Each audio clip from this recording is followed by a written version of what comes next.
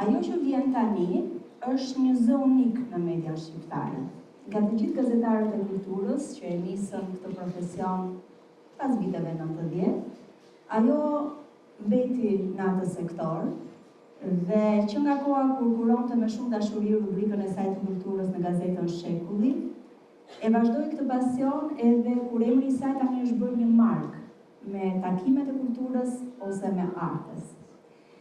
Gazetarja që vjen tani është një gazetare kulture me një sens qytetarie të pamat dhe nuk nguron t'i bashkohet kauzave për kulturën në këtë vend edhe me koston e përballjes me pushtetin.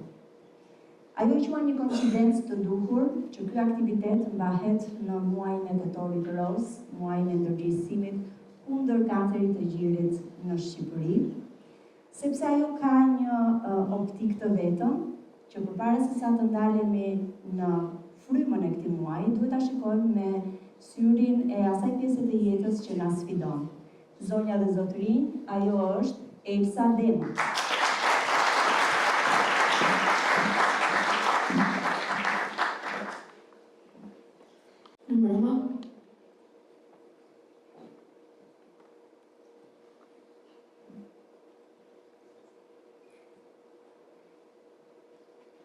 Njerëzit me të cilët më vjen të rritë në kohë,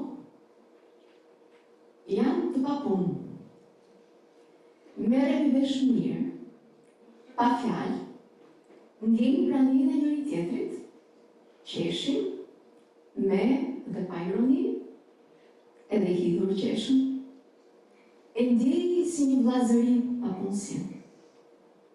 Kemi krijuar batutën kam shumë punë, që e përdorim edhe kur është fjala për të quruar një sheg. Është stina e shegra.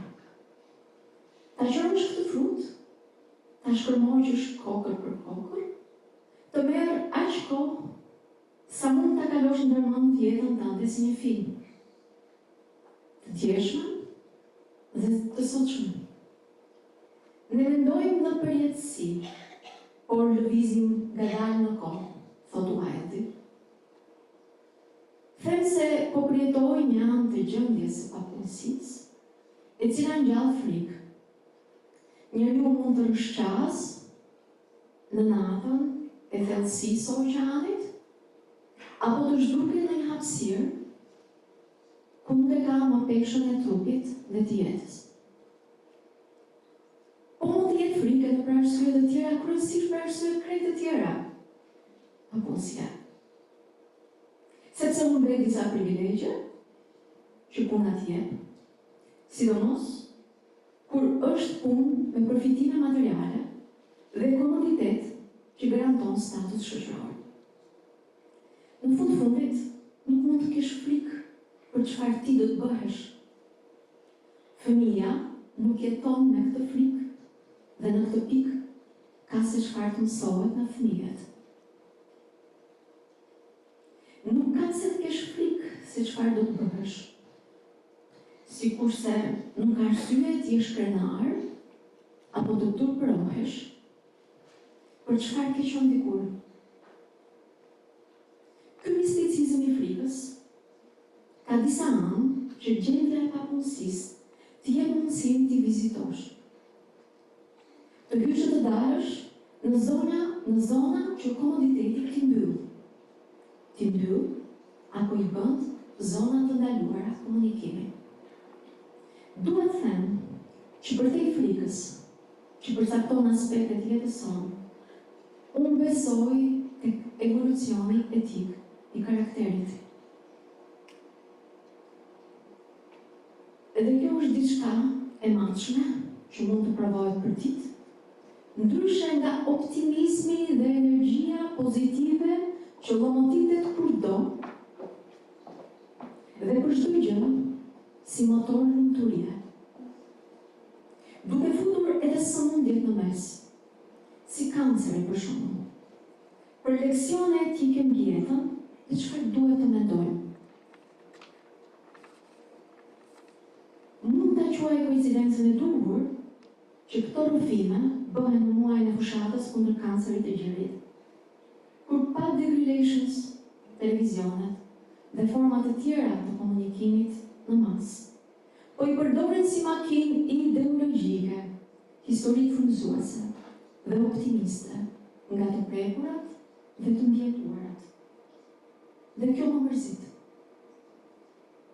Mërzia është vizitori tjetër i imi këto kohë që e çmoj. Mërzia është desinfektant efikas kundër ankthit, kundër urgjencës për të marrë patjetër me diçka në jetë, me qëllim që të provosh se je, se dukesh dhe që të shohin. Mërzia është kundër urgjencës për të marrë me diçka që njerëzve su përket, si për shembull jeta e tjetrit dhe smundjet e tij. Mërzia është kundër realiteteve që krijohen për të shitur si parajsa terapeutike.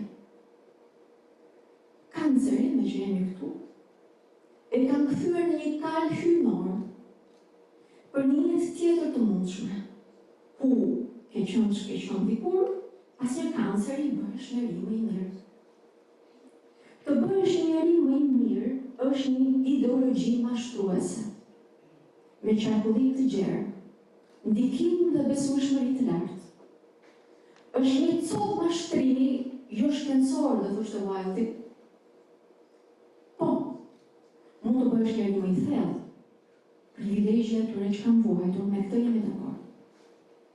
Por faktin se dhimbja, mërzia, palunduria, ndryshe nga kënaqësia, nuk mban maskë. Ky është një fakt i pamoheshëm. Sot po funksionon formula, folë për sëmundjen, jo për sistemin. Folë sikur flet për një ngjallje nga vdekja që ka ardhur për të vetëdijsuar për jetën. Dhe ti bëhesh pas kësaj përhapës i lajmit të mirë, bëhesh një ungjillor. Nëse një sëmundje nuk të hyn në trup për fatin tënd të mirë, ç'u bëj me të gjëjen? I me motor nuk e kupton këtë.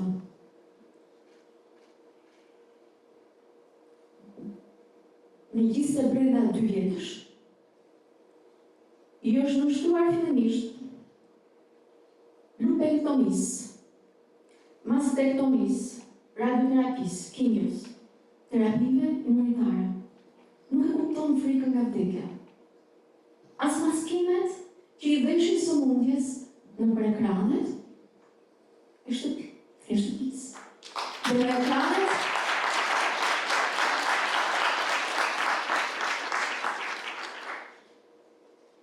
Dhe në ekranet e xhepit. E shoh nga larg, ulur në mëmorin e brendshëm të onkologjikut. Është pema me trungun më të deksuar. Një ditë i me mend, dhe këtë sajt holla dhe thunura, dhe dëgjoja një grua nga Mirdita, që thoshte, se andej nga jo, nga anët e saj, kësaj ja thon emrin Fojleta. I ka kokrat vogla sa bizeles, i bëhen të zeza kur pisha dhe i hahen. Hapësirat publike të tetorit janë kthyer në një pinkish space. E inspiruar si nga duart e Greta Gerwig, regjisorja e Barbit. Historitë që dominojnë pengojnë të tjera perspektiva personale nga realitetin. Për shembull, ndryshon perspektiva për të njëjtin kirurg në onkologjik. Pas pezullimit nga puna dhe hetimeve që u ndërmorën 2 vjet më parë në këtë spital, na odesh të kërkoni një mjek tjetër për vazhdimin e terapisë. Po prisja të kërkoja sqarim një kirurgu, të cili më vonë do ta shija nëpër ekrane duke i bërë reklam shërbimit shëndetësor në klinikë private. Është i njëjti që, pasi i kishte kryer mastektomi të 2 fisht, dhe i kishte implantuar gjinin si prej pubertetit një paciente në prag të moshës mesme, ajo e falenderoi publikisht në librin e saj, tashmë një bestseller. Pra, po prisja të sqarohesha në këtë kirurg, dhe dëgjoja tek prisja të mbaronte bisedën për racën e shqetësuar, pak i stresë dhe e grindur kjo rast qenush. Ndërsa në korridor derdheshin orë të gjata në këtë korridor e pajër, njerëzit duke thithur gazin karbonik të njëri tjetrit. Në disa raste mjekët më kanë thënë, "Jeni gazetar, përdore emrin, përdore profesionin, lëvizë figurën." Lëvizë figurën e kam shtuar vetë, më kanë thënë. Por në tekst është qartë. Sepse ata e dinë që zinxhiri i shërbimit mjekësor mund të variset dhe të funksionojë në një hallk, por ngjes në 100 hallka të tjera. E pra nuk e kam bërë, nuk e kam lëvizur figurën, nuk e kam përdorur emrin, familja jonë është vënë radhë si gjithë të tjerat. Kanë ndjekur hierarkinë në spitaleve sekondare e terciare, pa patur mundësi ta zgjedhë mjekun, laboratorët, apo vendet për turizëm terapeutik, që thuhet se qarkullon edhe për kancerin. Në këtë kuptim, ky lloj kontrolli mbi realitetin që i tregohet publikut, që është një kontroll dhe menaxhim sa shtetëror, mediatik, aq edhe nga individ dhe grupe me ndikim, dhe kur thua ndikoj apo influencoj, ekuivalenca e saj është kontrolloj dhe bind. Pra, kjo perspektivë e kontrollit realitet e redukton realitetin, i cili është shumë i gjerë në më subjektiv, në varësi të nivelit kulturor dhe mbi të gjitha në varësi të ndërgjegjes, të cilën është edhe mërzia që e mban esën. Prandaj e bën mërzim. Mërzia ndihmon për të kuptuar pafuqinë tënde. Dhe kjo nuk të bën njëri të dobët, dhe as të palumtur. Palumturia është një vizitor tjetër që e pres dhe çmoj. Dhe e ndi si limf të një kondi komunikimi me botën. Siç ka kjo skenë dhe kjo sallë një kod komunikimi. Aktori flet, publiku dëgjon, përvetëson, mendon. Dhe ky seancë, kur ky seancë mbaron, ndrohen funksionet. Aktori hesht, pushon, dhe publiku hidhet në jetë, vepron. Në një pjesë teatrale, me Dea për shembull, që unë e dua shumë, ku një grua damkoset si e huaj dhe dëbohet si vrasë, publiku nuk ka nevojë të mësojë si të sillet me emocionet e veta më të errta, por të kuptojë që kur një njeri vuan në shkenin qytetar, shtetëror, mediatik, merrni me si doni, duhet të shtojë pyetje. Pse shoqëria ka marrë këtë vendim? Pse shoqëria ka ndëshkuar? Qoftë edhe me heshtje. Atëherë mund të thuhet se aktori dhe spektatori, kur shtrohet kjo pyetje, pra, janë në dialog. Individi dhe shoqëria janë në komunikim. Nëse ky kusht përmbushet, palët, nëse ky kusht nuk përmbushet, palët xhirohen në bosh, izolohen dhe krijohet humnera mes nesh. Këtë e kam mësuar nga teatri, që e dua shumë, dhe nga jeta. Nga njerëz që i kam njohur se jo nga afër, nëpërmjet jetës dhe punëve të tyre publike, që kanë qenë artet përgjithsisht, shkrimi, kultura e shkrimit, dhe angazhimi qytetar.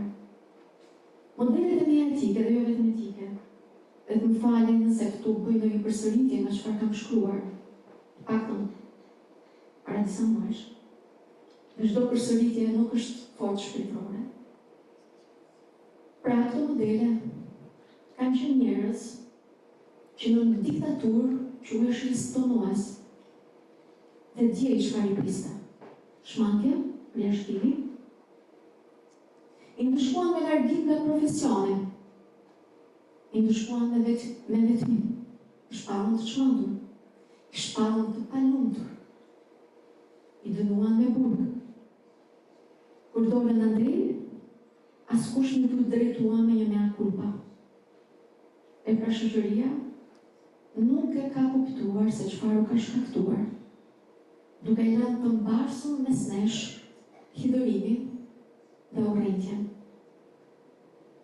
Nuk është më diktati ideologjik i një shteti të izoluar, por sot është diktati i një shteti të hapur që nuk di të kontrollojë njeriu, por di të kontrollojë më së miri imazhin, palumturinë dhe mërzinë.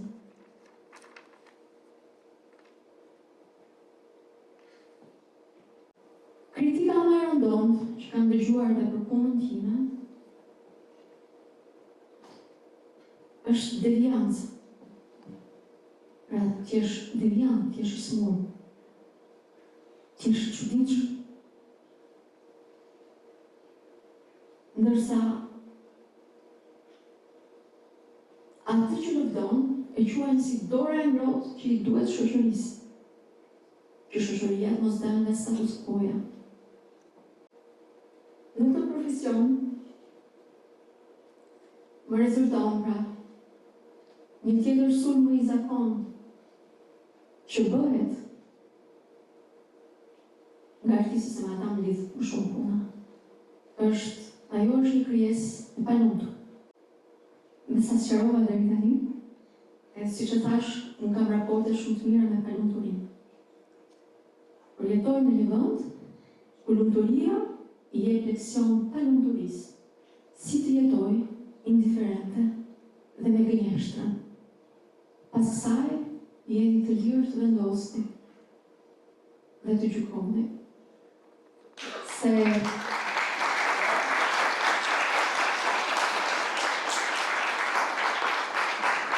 nëse rëzia, palumturia apo papunësia janë vizitorë që duen nga jashtë apo duhet ftuar brenda.